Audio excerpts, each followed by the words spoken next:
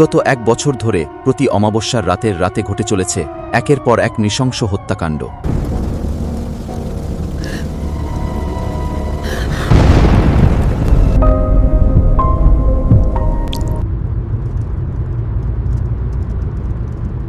ঘুরতে আসার ভালোই জায়গা বাছলে তুমি। শেষমেশ এই জঙ্গলের মধ্যে আমাদের 7 দিন কাটাতে হবে। আরে জঙ্গলের এখনই কি দেখলে? এখনো প্রায় 1 ঘন্টার রাস্তা বাকি। ঘন বনের মাঝখান দিয়ে উঁচু নিচু সর্পিল পাহাড়ি রাস্তা পেরিয়ে ছুটে চলল ওদের গাড়িটা। নমস্কার, আমি সুব্রত ভৌমিক, এই রিসর্টের ম্যানেজার। আমি রথিজিৎ রায়। আমাদের দুজনের নামে একটা রুম বুক করা আছে।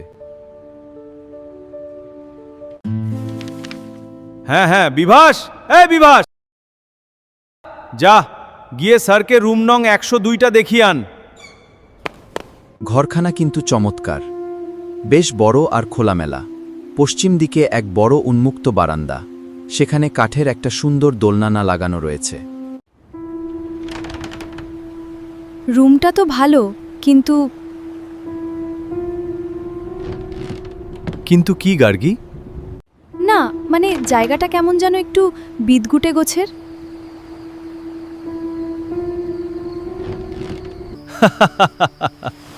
আচ্ছা গার্গী, আমরা তো দেশ বিদেশের বহু জায়গায় চড়ে বেরিয়েছি, কিন্তু নিজের এই মাতৃভূমিটাকে ঠিক করে এক্সপ্লোর করে দেখেছি কি? আচ্ছা বেশ ঢের হয়েছে। তাহলে এবার বলো, আমাদের আজকের প্ল্যানটা কি? এসেছি তাই আজ রাতটা রেস্ট নেব, কাল ব্রেকফাস্ট বেরিয়ে পড়ব গ্রাম বাংলার শোভা দেখতে। শোভা না ছাই, এই জঙ্গলমহলে ঘুরে দেখার মতো আদৌ কিছু আছে কি? আমার তো যথেষ্ট সন্দেহ আছে। সে না হয় কাল বেরোবার আগে ম্যানেজার বাবুকে জিজ্ঞাসা করে নেওয়া যাবেক্ষণ। রাত 9টা নাগাদ রুমে ডিনার নিয়ে এলো বিভাস। খাবারের প্লেটগুলো টেবিলে নামিয়ে রেখে ও এক কোণে চুপ করে দাঁড়িয়ে রইল। কিছু বলবে বিভাস? না স্যার, মানে একটা কথা বলার ছিল। বলো শুনি। বলছিলাম যে আজ একটু চোখ কান খোলা রাখবেন, একা একা বাইরে যাবেন না। কেন হে বিভাস, এ অঞ্চলে বন্য পশুদের উপদ্রব আছে নাকি? বাঘ বা বুনো হাতির? আজ্ঞে না স্যার, এখানে জঙ্গল পাতলা, বাঘ বা হাতি জাতীয় বড় জন্তু এদিক পানে খুব একটা আসে না। বনের আরও গভীরে ঢুকলে ওদের দেখা পেলেও পেতে পারেন। তবে যে তুমি বললে চোখ কান খোলা রাখতে? হ্যাঁ স্যার, আসলে আজ তো অমাবস্যার রাত, তাছাড়া জায়গাটাও নিতান্তই গ্রামাঞ্চল। গ্রামাঞ্চল তো ঠিক আছে, কিন্তু এই অমাবস্যার গেরোটা কি? ও কিছু না স্যার, শুধু আপনাদের একটু হুঁশিয়ার থাকতে অনুরোধ করছি। এবং আমি যা বললাম সেই সব কথা ঘুণাক্ষরেও ম্যানেজার বাবুকে জানাবেন না, নয়তো উনি নির্ঘাত আমার চাকরি খাবেন। কেন? উনি হয়তো ভাববেন যে আমি খামোখা ভয় দেখিয়ে রিসর্টের বোর্ডারদের ভড়কে দিচ্ছি, কিন্তু আমার মনে হলো যে আপনাদের আগেভাগেই সাবধান করে রাখাটা দরকার। শেষে বিদেশ বিভুঁয়ে এসে বিভাস আর দাঁড়াল না, দ্রুত পায়ে ঘর থেকে বেরিয়ে গেল। কি গো, কি সব বলে গেল ছেলেটা? আরে ছাড়ো তো, গ্রামের ছেলে তো, এরা সবাই এই আধুনিক যুগেও কুসংস্কারের ঘোর অন্ধকারে ডুবে আছে। এদের ফালতু কথায় এত পাত্তা না দিয়ে তাড়াতাড়ি ডিনারটা সেরে শুয়ে পড়ো। সারাদিন যা ধকল গেল, খাওয়া দাওয়ার পাট চুকিয়ে ওরা 9:30 নাগাদ শয্যা নিল। কিছুক্ষণ পরেই রথিজিতের প্রবল নাসিকা গর্জন আরম্ভ হল। তবে গার্গীর চোখে যেন কিছুতেই ঘুম আসছে না, মাথার মধ্যে শুধুই ঘুরপাক খাচ্ছে বিভাসের সাবধান বাণী। কি বলে গেল ছেলেটা? কেনই বা বলল? মনটা কেমন যেন কু ডাকছে। অনেক এপাশ ওপাশ করেও দু চোখের পাতা এক করা গেল না। মনের ভিতরে সমানে একটা অস্বস্তি কাজ করে চলেছে। না, এভাবে ঘুম আসবে না। বিছানায় উঠে বসে মোবাইলটা অন করল গার্গী। রাত 10:15। খুব জল তেষ্টা পেয়েছে। গ্লাসে জল ঢেলে সবেমাত্র মুখে তুলতে যাবে, হঠাৎ হালকা এক ক্যাচক্যাচ শব্দে ওর ধ্যানভঙ্গ হল। ক্ষীণ অথচ স্পষ্ট। একটু মনোসংযোগ করতেই গার্গী বুঝল কেমন যেন একটা চেনা আওয়াজ। মনে হচ্ছে একটা লোহার শিকল যেন কিসের টানে ক্রমাগত দুলছে, আর সেই দোলের চোটেই অমন কর্কশ শব্দ উৎপন্ন হচ্ছে। ঝুলন্ত দোলনা, হ্যাঁ সেই লোহার দোলনাটা। সেটা তো তাদের ঘরের ঠিক সামনের বারান্দাতেই রয়েছে, কিন্তু এই নিশুত রাতে সেটা দোলাচ্ছে কে? বাতাসে কি কিন্তু বাতাস তো তেমন বইছে না। তবে মনে একরাশ কুয়াশা আর ভয় মেখে বিছানা থেকে নামল গার্গী। পা টিপে টিপে এগিয়ে গেল বন্ধ কাচের দরজাটার দিকে। পর্দার আড়ালে দাঁড়িয়ে অত্যন্ত সাবধানে এক চোখ মেলে কাচের ওপারে তাকাল সে। ঝাপসা চাঁদের আলোয় বারান্দার দৃশ্যটা স্পষ্ট হতেই ভয়ে তার বুকের রক্ত হিম হয়ে গেল। দোলনাটা খালি নয়, বসে রয়েছে একটা মূর্তি। তার মাথাটা সামনের দিকে ঝুলে পড়েছে একটা কুচকুচে কালো মোটা চাদরে। মাথায় একটা চেনা মাংকি টুপি আর পায়ে একজোড়া ছাল ওঠা পুরনো কালো বুট জুতো। ভয়ে গার্গীর গলা শুকিয়ে কাঠ হয়ে গেল। সে চিৎকার করতে চাইল, কিন্তু গলা দিয়ে কোনো আওয়াজ সরল না। শরীরটা যেন পাথরের মতো ভারী হয়ে গেছে, এক পাও নড়ার ক্ষমতা নেই। ঠিক সেই মুহূর্তে বারান্দায় বসে থাকা সেই কুচকুচে কালো চাদর আবৃত মূর্তি অত্যন্ত ধীর গতিতে নিজের মাথাটা তুলতে শুরু করল, যেন সে বুঝতে পেরেছে কেউ তাকে দেখছে। চাদরের ভিতর থেকে আচমকাই একটা হাড় গিলে ফ্যাকাশে সাদা হাত বেরিয়ে এলো। সেই হাতটা তুলে সে কাঁচের জানালার ওপারে দাঁড়িয়ে থাকা গার্গীর দিকে সোজা নির্দেশ করল। আর ঠিক তখনই ঘরের সব আলো দপ করে জ্বলে উঠল। কি হলো গার্গী? মাঝরাতে দরজার কাছে দাঁড়িয়ে কি করছো? রথিজিতের গলা পেয়ে গার্গী চমকে পেছনে তাকাল। ওখানে দোলনাটায় কে একজন বসে আছে গো, ঠিক ওই বুড়োটার মতো। কি যা তা বলছো? তুমি নির্ঘাত কোনো স্বপ্ন দেখেছ? দাঁড়াও, আমি দেখছি।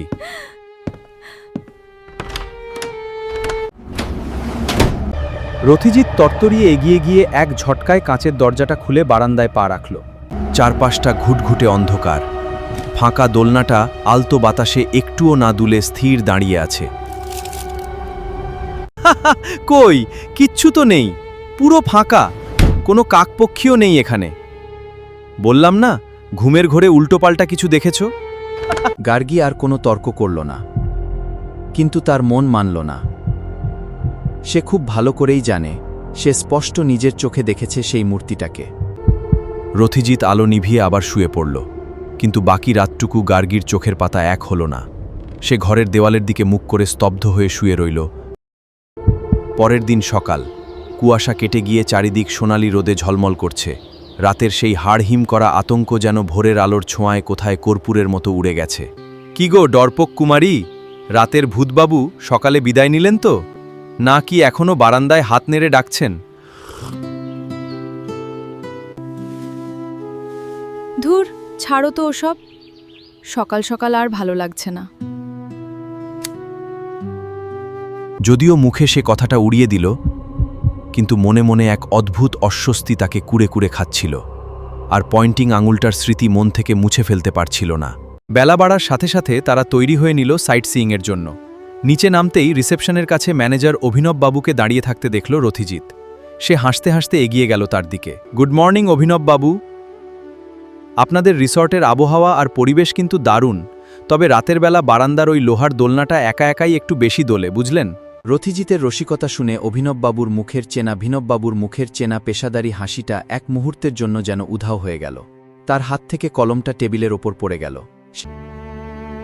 দোলনা দুলছিল? আপনারা কি কাল রাতে 102 নম্বরের বারান্দায় কাউকে বসে থাকতে দেখেছেন? না, মানে আমার স্ত্রী বলছিল সে নাকি চাদর জড়ানো একটা বুড়ো মানুষকে। হে ভগবান, তার মানে বুড়ো সেনবাবু আবার ফিরে এসেছেন। কে এই সেনবাবু?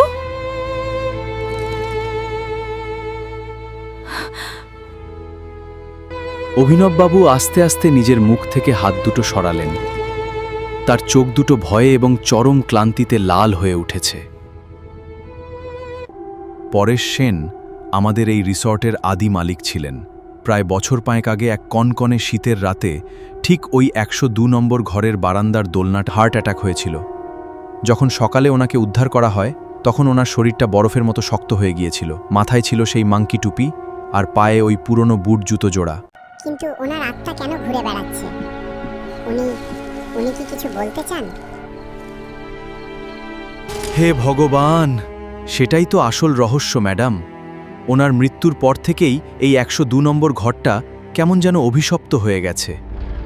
যে ট্যুরিস্টই ওই ঘরে এসে থেকেছে, তারা প্রত্যেকেই মাঝরাতে কোনো এক বুড়ো মানুষের ছায়া দেখতে পাওয়ার দাবি করেছে, আর যারা ওই দোলনাটার দিকে তাকিয়েছে তাদের কপালে নেমে এসেছে চরম বিপর্যয়। চরম বিপর্যয় মানে? খুলে বলুন তো অভিনববাবু,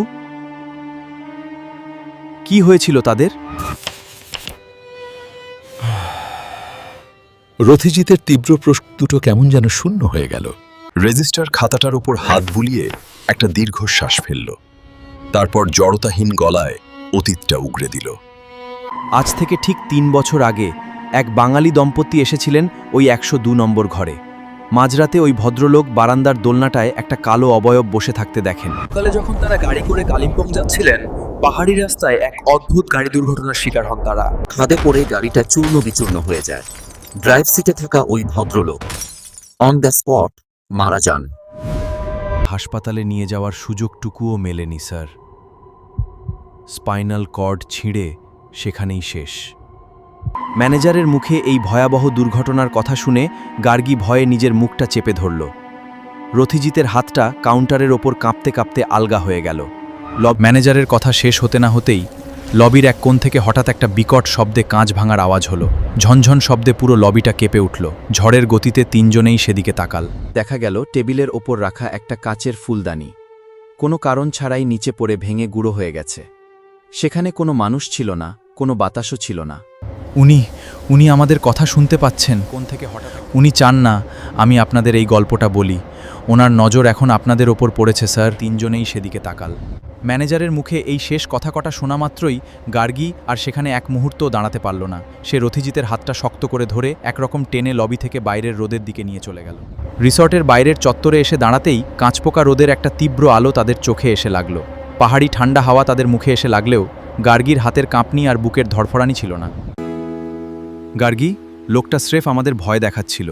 পুরনো রিসোর্ট তো, তাই ট্যুরিস্ট টানার জন্য কিংবা কোনো কুসংস্কার থেকে এসব বানিয়ে বলছে। বানিয়ে বলছে? একটা আস্ত ফুলদানি চোখের সামনে কোনো বাতাস ছাড়াই ভেঙে গুঁড়ো হয়ে গেল, ওটাও বানানো? কাল রাতের ওই হাতটা, ওটাও আমার ভুল? গার্গীর এই চরম বিক্ষোভে পামাদ্দম চুপ করে গেল। তার সাজানো যুক্তিগুলো যেন তাসের ঘরের মতো ভেঙে পড়ল। আমি এক মুহূর্তও এই অভিশপ্ত জায়গায় থাকবো না রথিজিৎ। এখনই চলো এখান থেকে। আমাদের জিনিসপত্র ওরাই নামিয়ে দিক, আমি ওই ঘরের দরজার সামনেও আর যাব না। রথিজিৎ আর কোনো তর্ক করল না। সে বুঝতে পারল গার্গীর মানসিক অবস্থা এখন স্বাভাবিক নেই, আর এই মুহূর্তে এখানে থাকাটা সত্যিই নিরাপদ নয়। মিনিট 10 মধ্যে সমস্ত ফর্মালিটি শেষ করে তারা রিসর্টের গেট থেকে বেরিয়ে এলো। পাহাড়ি কুয়াশাচ্ছন্ন রাস্তা দিয়ে তরতরিয়ে নেমে চলল তাদের গাড়ি। শিলিগুড়ির দিকে যত গাড়িটা নামছে, জানলার বাইরের প্রকৃতি তত বেশি স্বাভাবিক আর চেনা চেনা মনে হচ্ছে। কিন্তু গাড়ির ভেতরে রথিজিৎ আর গার্গী দুজনের কেউই একটাও কথা বলেনি। হঠাৎ গাড়ির ব্যাকসিট থেকে একটা মৃদু আওয়াজ এলো, খড়খড়, ঠিক যেমনটা কাল রাতে হয়েছিল। গার্গী চমকে সোজা হয়ে বসল। রথিজিতের পাটা ব্রেক প্যাডেলের ওপর ভয়ে জমে গেল। শিলিগুড়ির দিকে যত গাড়িটা নামতে রিয়ার ভিউ মিররের দিকে তাকাল। আয়নার ভেতর দিয়ে পেছনের সিটের ওপর রাখা তাদের বড় ট্রাভেল ব্যাগটার দিকে চোখ পড়তেই তার বুকের ভেতরটা যেন হিম হয়ে গেল। চেইনটা নিজে থেকেই ইঞ্চি ইঞ্চি করে খুলে যাচ্ছে। সেই ফাঁক দিয়ে বেরিয়ে আসছে কুচকুচে কালো রঙের 4টে হাড় সর্বস্ব আঙুল। ওনারা রিসোর্ট ছেড়ে চলে এসেছেন ঠিকই, কিন্তু তিনি তাদের ছাড়েননি।